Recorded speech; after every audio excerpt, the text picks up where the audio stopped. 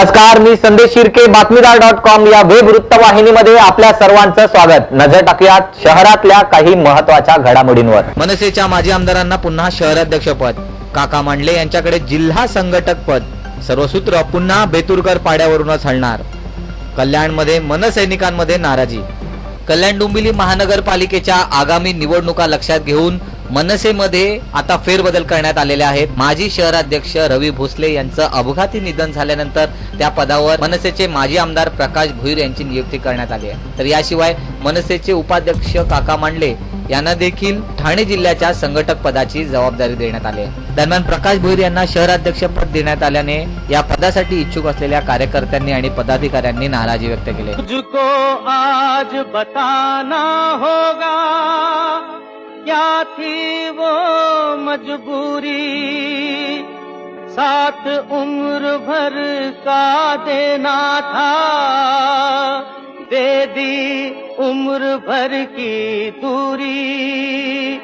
इतने अटल थे तेरे इरादे, याद तो कर तू वफा के वादे।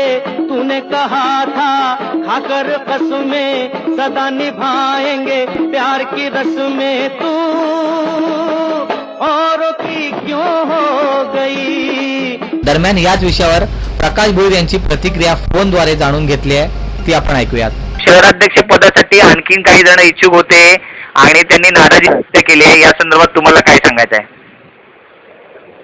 तुम्ही कोणाची प्रतिक्रिया घेतलीत का त्या संदर्भात? नाही, मला माझ्याकडे काही जणांची प्रतिक्रिया आली आहे, तर तुम्हाला काय सांगायचं आहे? तसं तर असं काही वाटत नाही, असं कोणी नाराज असेल असं तर साहेबांनी जबाबदारी दिली, सगळे आम्ही एकत्रितपणे काम करू, बाकी तसं काय वाटत नाही।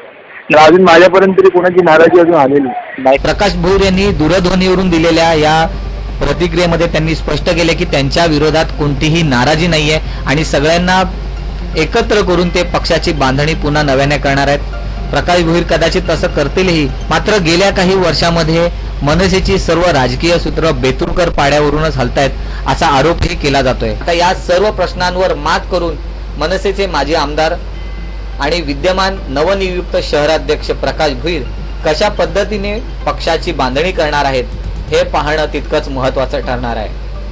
Bureau report, बातमीदार.com।